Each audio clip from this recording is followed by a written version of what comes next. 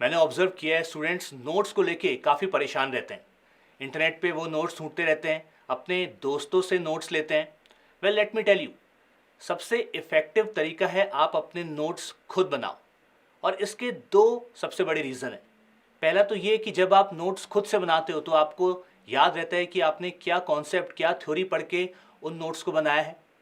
तो जब आप एग्ज़ाम टाइम से पहले रिवाइज करते हो तो सारे के सारे कॉन्सेप्ट्स आपके दिमाग में फ्रेश हो जाते हैं। और दूसरा, हो सकता है कि आपका लिखने का तरीका आपके फ्रेंड के लिखने के तरीके से डिफरेंट हो। अब अगर आप यू को वी पढ़ लो और एग्जाम में जाके सिली मिस्टेक्स कर दो, then it is going to be very costly for your rank. और कई बार बच्चे मुझसे पूछते हैं कि सर, जब थ्योरी पढ़ता हूँ क्लास के बाद जब क्वेश्चंस लगाता हूँ तो सारे क्वेश्चंस हो जाते हैं, लेकिन एग्जाम में क्वेश्चंस नहीं हो पाते। इसका सीधा सा मतलब ये है कि आपको सही फॉर्मूला सही टाइम पे याद नहीं आ रहा है, या फिर आप फॉर्मूले में सिली मिस्टेक्स कर दे रहे हो, प्लस को माइनस, वेरिएबल में 2 को 3 एंड सो ऑन। तो इसके लिए आपको फॉर्मूला नोट्स बनाने चाहिए। और इससे एक और एडवांटेज होगा, कई बच्चे एग्जाम में जाके फॉर्मूले डिराइव करने लग जाते हैं, पर ऐसा करने से एग्जाम में प्रीशियस टाइम लूज होता है। तो इम्पॉर्टेंट फॉर्मूले आपको याद होने चाहिए, और इसी के लिए हम लोग साथ में मिलके फॉर्मूले नोट्स बनाएंगे। Welcome to this new series which is let's make notes together. इसमें हम क्या करने वाले हैं, इस सेशन में हम लोग equation of motion and projectile motion के जितने भी इम्पॉर्टेंट फॉर्मूले वो सब एक A4 शीट में नोट डाउन करने वाले हैं। और जैसे जैसे मैं लिखते जाऊंगा वैसे वैसे आप इस तरह की एक शीट ले लो, A4 sheet, right. All you need is this and a pen, and then you will be good to go. तो सारे जितने भी इंपॉर्टेंट फॉर्मूले हैं वो हम इस एक शीट में नोट डाउन कर लेंगे, ताकि आपके रिवीजन में, आपके रिकॉलिंग में ये हेल्पफुल हो। Alright, so let's begin. तो आज करेंगे equation of motion and projectile motion. सबसे पहले हम लोग जनरल इक्वेशंस नोट डाउन कर लेते हैं। These equations are applicable for any case, right. तो चाहे एक्सेलरेशन कांस्टेंट हो, चाहे एक्सेलरेशन कांस्टेंट ना हो, these equations will always be applicable. अब ये कौन कौन सी इक्वेशंस हैं या कौन कौन से फॉर्मूले, let's quickly note them down. सबसे पहले तो we have velocity as the rate of change of displacement, right. So v is ds/dt। इसका एक और वर्जन है, अगर आप डिस्प्लेसमेंट निकालना चाहते हो for a given time interval, then all you have to do is take this dt to the other side, this becomes v dt, and integrate between the desired time interval, right? Second important equation जो इस case में आती है वो है acceleration की, which is the rate of change of velocity, right? And if you want to calculate the change in velocity for a given interval of time, then all you have to do is integrate a dt under proper limits. इसका एक और important version होता है जिसमें आप dv by dt को dv by ds into ds by dt लिख सकते हो। ds by dt is nothing but v, so that gives you a as v dv by ds। तो ये हो गई हमारी general equations which are applicable in any case, right? Hopefully you are noting them down along with me. Yes? All right. अब हम लोग आते हैं important equations of important equations of motion with constant acceleration. उसके बाद projectile motion पे आएंगे, right. So let's note it down on this side, motion with constant acceleration. अब अगर आप एक से ज़्यादा कलर्ड पेन का यूज़ कर रहे हो, then it will look appealing, that's all. तो बाद में जब आप उसको देखोगे तो आपको अच्छा फील होगा और आपको ये रियलाइज़ होगा कि हाँ, आपने बड़ी मेहनत से इन फॉर्मूलों को लिखा है, राइट। तो रिकॉल करने में थोड़ा सा मुझे लगता है कि इफेक्टिव रहेगा।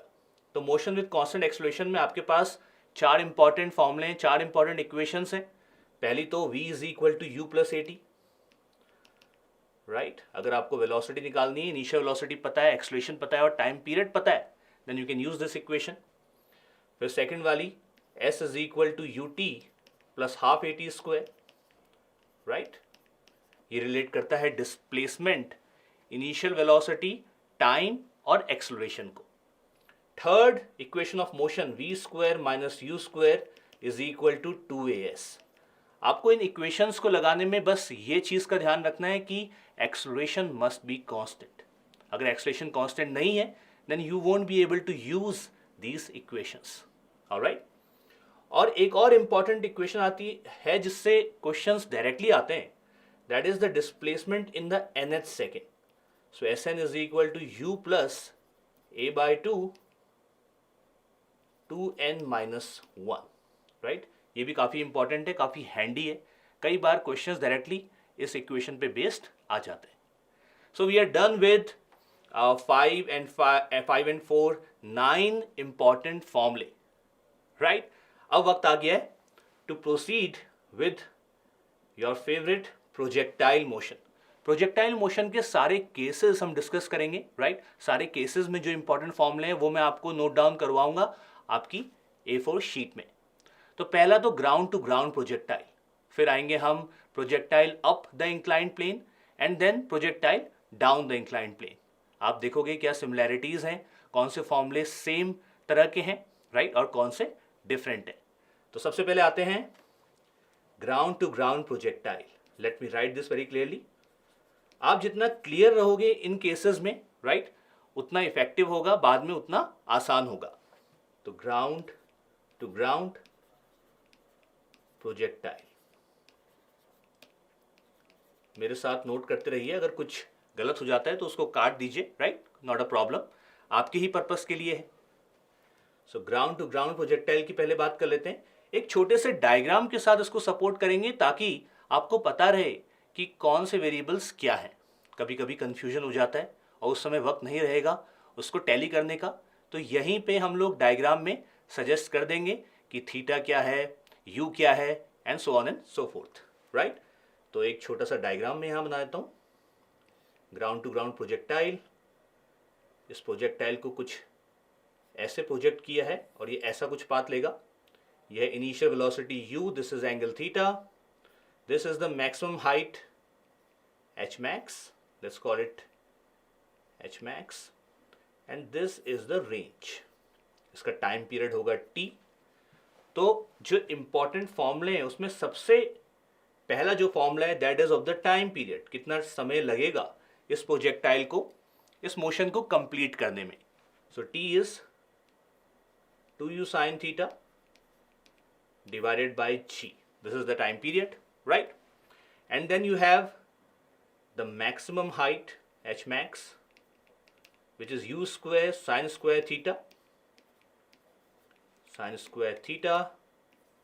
divided by 2g, और उसके बाद आ जाता है आपका range which is u square sin 2 theta divided by g, right? And one more very important equation in this case is the equation of trajectory.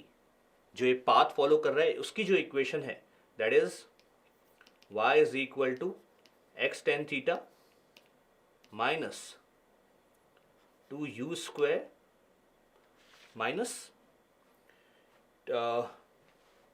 gx square divided by 2u square cos square theta.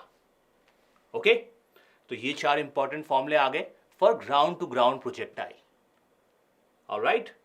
Okay अब next case पे आते हैं जिसमें what we are going to do is note down the similar फॉर्मूले for the projectile which is thrown up the inclined plane, right? So let's call it bottom to up projectile, bottom to up projectile। इसके diagram को मैं एक बार बना देता हूं ताकि आप लोगों को समझ में आए। तो इस तरह से कुछ inclined plane है, suppose this angle is alpha, right? and the projectile is thrown something like that with initial speed u, कुछ ऐसा पाथ लेने वाला है, and this angle is theta. अब आपको ये ध्यान में देना होगा कि हॉरिजॉन्टल से जो टोटल एंगल है that is theta plus alpha. Alright, तो इस केस में आपके पास तीन इंपॉर्टेंट फॉर्मूले आएंगे. The first formula is the time period t is equal to 2u sine theta divided by g cos alpha. तो जैसे ग्राउंड टू ग्राउंड प्रोजेक्टाइल में there was only g in the denominator, यहाँ पे g cos alpha term आ जाएगा. Okay, and then you have the maximum height, so this let's call it y max. So y max in this case is going to be u square sine square theta divided by 2g cos alpha. Alright, तो ये आ जाएगा हमारा y max. Cool. And then you have the final formula for range. The range comes out to be 2u square sin theta cos theta plus alpha divided by g cos square alpha. तो इस वाले फॉर्मूले पे आपको थोड़ा सा ध्यान रखना है. आप देखो जो रेंज वाला फॉर्मूला यहाँ पे था ग्राउंड टू ग्राउंड प्रोजेक्टाइल में, it was u square sine 2 theta divide by g. लेकिन यहाँ पे क्या है, 2u square sine theta cos theta plus alpha divided by g cos square alpha. अब याद कैसे रखना है? वेल, अगर आप साइन 2 थीटा को एक्सपेंड करो तो 2 साइन थीटा cos थीटा आ जाएगा. राइट, तो आप देखो यहाँ पे 2 एज इट इज होगा u स्क्वायर, तो पहले से ही था, साइन थीटा भी एज इट इज है, बट cos थीटा की जगह आ गया यहाँ पे cos थीटा प्लस अल्फा. और एक और चेंज है, डिनोमिनेटर में बस g की जगह होने वाला है g cos square alpha. Right, तो ऐसे अगर आप समझ लोगे then it will settle inside your mind. Okay, अब हम लोग चलते हैं, now we go to the final case which is top to bottom projectile. Okay, so the final case is top to bottom, ऊपर से इसको फेंका है projectile. So top to bottom projectile कैसे दिखेगा? मान लेते हैं सिमिलर इंक्लाइंड प्लेन है, एंगल अल्फा है, बस इस केस में प्रोजेक्टाइल को इस तरह से प्रोजेक्ट किया है so that it is coming down the inclined plane. Alright, ये एंगल है थीटा और इसमें जो मैक्सिमम हाइट कवर करेगा let's call it y max. काफी सिमिलर होने वाला है बॉटम टू अप प्रोजेक्टाइल के. किस सेंस में सिमिलर होगा? Well, time period is again going to be the same which is 2u sine theta divided by g cos alpha. So this formula is similar to the bottom to up projectile या bottom to top projectile, right?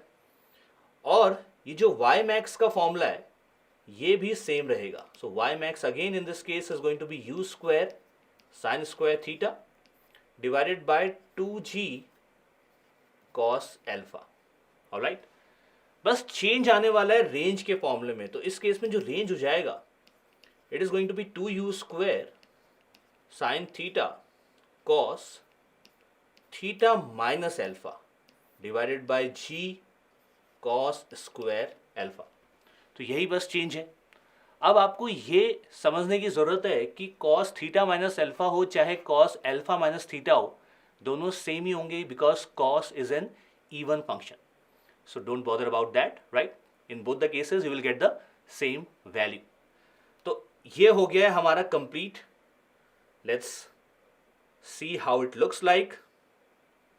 अब आप देखो आपका A4 sheet जो है वो कुछ इस तरह का दिखेगा. सारे के सारे फॉर्मूले हमने कवर कर लिए हैं. जनरल इक्वेशन के, motion with constant acceleration, projectile motion के तीनों cases, ground to ground, top to bottom and bottom to top. Hopefully this was helpful and you have all the formula ready and handy for further revision. Thank you.